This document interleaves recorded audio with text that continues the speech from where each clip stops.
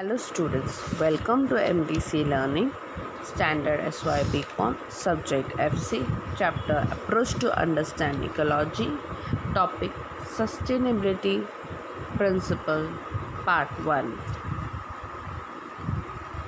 So in this video, we are going to understand the Sustainability Principle, Part 1.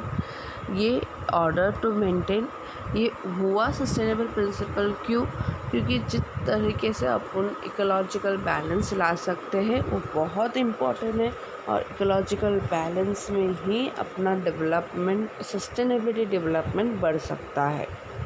Okay, इसका concept ही है कि economic environment and people, okay, society, इस सब के लिए वर्क हार्ड करना। ओके, इसका कॉन्सेप्ट है economic, that is a very important thing for our country to earn more and more profit.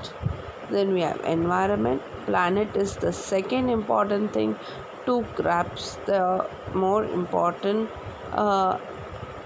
thing that it should not get destroyed. Then social people are the third important things where they are there to help each other. Sustainability 1960 and 1970s.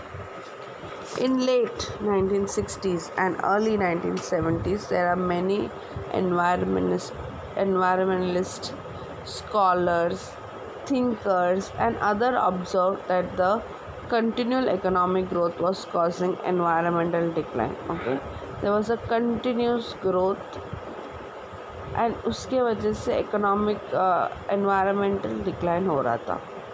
They argued that exponential growth was not sustainable for ever.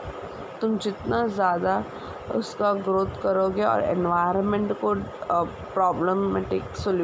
Problematic में लेके आओगे, वो अच्छा growth नहीं होने वाला है। तो ये समझाने के लिए एक team of scientist, Massachusetts Institute of Technology in USA, they published a book called as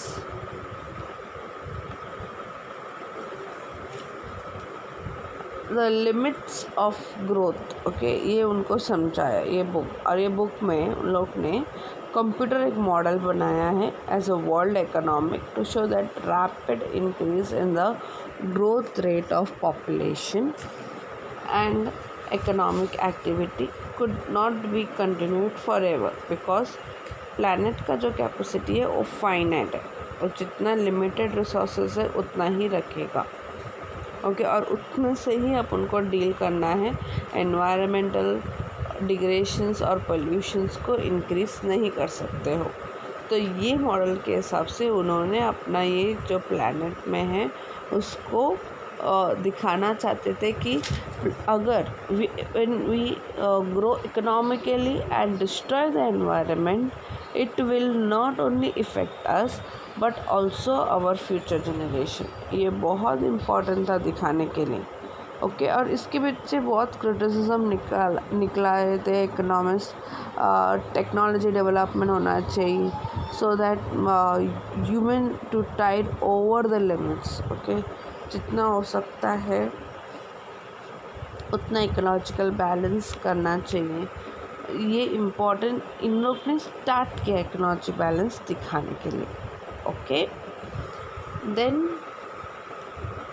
sustainability 1980s and 1990s, the notion of continuous economic growth could not be ecologically sustainable, and as such sustainability was replaced by the concept of sustainable development.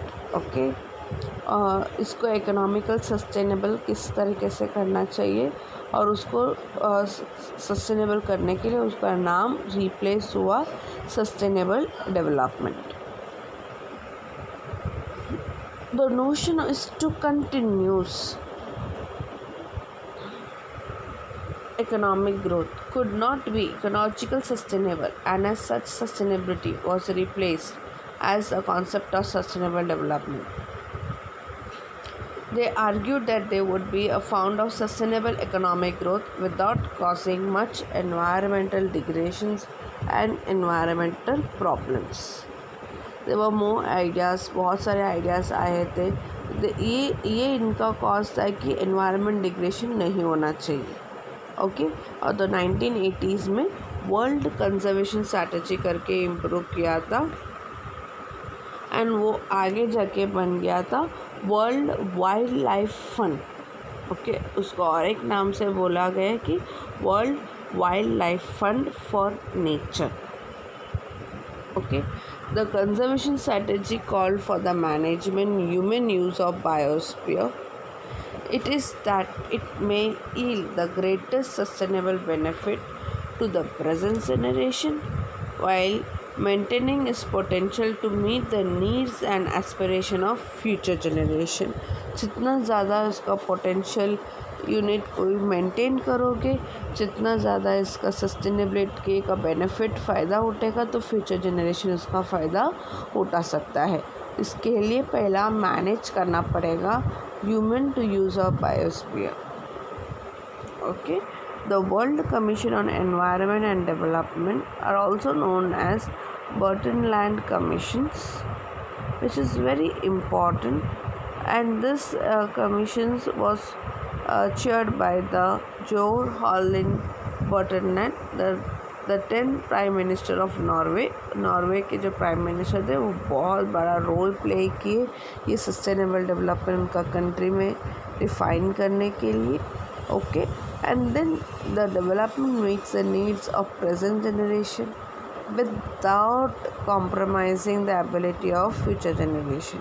मतलब present generation का भी need fulfil होना चाहिए और without compromising the future generation need.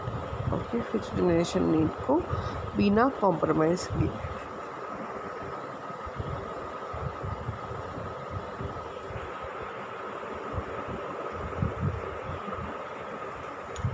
फिर उसके बाद the earth summit the Rio in 1992 reaffirmed the concept of equity as its Rio Declaration. Okay, since then the concept of environmental equity has been incorporated into several sustainable development strategies and policies. Okay, so now we'll understand that is Rio Declaration 1992. It was approved by the United Nations during the Conference on Environment and Development under Rio de Janeiro on June 1992. Okay, it was aimed at reaffirming the Declaration of United Nations Conference on Human Environment, which was adopted at Stockholm in June 1972. Okay, ये declaration का setup था principal, और ये setup principal इसलिए था ये guide कर सकता है फॉर द फ्यूचर डेवलपमेंट में। Okay, these principles define the right of the people and the development and their responsibility to safeguard the commission environment. How they can save the environment उनका responsibility बन गया था। Then the Rio Declaration states that only way to have a long-term economic progress is to link the environmental protection that happens in the nation. Okay, किस तरीके से उसको अपन link कर सकते हैं फॉर लॉन्ग टर्म प्रोग्रेस के लिए और उसको अपन एक्स्टैब्लिश कर सकते हैं। ओके, अभी ये एक्स्टैब्लिश करने के लिए सिर्फ एक आदमी से काम नहीं होने वाला है।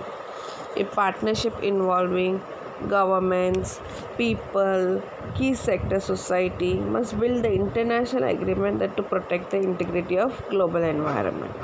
Okay, there are some important principles of Rio Declaration. Principle 1: human beings are at the center of concern of sustainable development because they are entitled to a healthy and productive life in harmony with nature.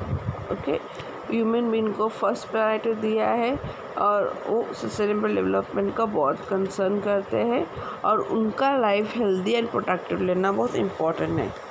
Then we have principle 3: the right of development must be fulfilled so as to equally meet the development and environmental needs to the present as well as future generation. मतलब right of people, that is some persons have to be fulfilled, उनका fulfillness रहना चाहिए. और ये अभी के लिए सिर्फ नहीं, ओनली ये प्रेजेंट जनरेशन के लिए सिर्फ नहीं, इवन आने वाला generation, that is our future generation को भी बहुत हेल्पफुल रहना बहुत बहुत ज़रूरी है. Then we have principle 5 which is some more important thing. ये जो प्रिंसिपल 5 है ये ऑल स्टेट ऑफ पीपल के लिए है. Okay, shall cooperate with the essential tasks to eradicating poverty as an indispensable requirement for sustainable development. Okay, ये poverty को कैसा reduce कर सकते हैं, किस तरीके से ये poverty को reduce करके sustainable development कर सकते हैं in order to disparities in standard of living and better needs of majority of people in the world. Okay, how many people living in the world, सबका majority important है और उनको sustain करके रखना और ज़्यादा important है. Principle 11, states shall enact effective environmental legislation. हर एक इंडस्ट्रियलिस्ट, हर एक कंपनीज अपना अपना लेजिस्लेशन इक्वली मैनेज करना चाहिए, एनवायरमेंटल स्टैंडर्ड इक्वल रहना चाहिए, मैनेजमेंट ऑब्जेक्टिव्स इक्वल रहना चाहिए, उसका प्रायोरिटीज़ इक्वल रहना चाहिए एंड ये रिफ्लेक्ट होना चाहिए एनवायरमेंटल डेवलपमेंट कॉन्टेक्स्ट में to which they apply. Okay, standards and by some countries may have inappropriate and of unwanted economic, जो इन बराबर नहीं है, जो लेवल में नहीं, जो सस्टेनेबल डेवलपमेंट के लिए बराबर नहीं है, वो इनैक्ट किया है तो उसको कॉस्ट कटिंग की वजह से, क्योंकि उनका कंट्री डेवलपिंग रहेगा या कुछ और रीज़न रहेगा, उसको भी एक प्रॉपर लेवल में लेके आना ये प्रिंसिपल का काम है. Then principle 24, warfare is inherently destructive of sustainable development. Okay, it's very important for the sustainable development. States shall therefore respect international laws providing protection for the environment in times of armed conflicts and cooperative on its further development as it is very necessary. Okay, it's better to follow the international law so that each and every countries in this world will have a sustainable development and very good for the future generation. Okay, thank you.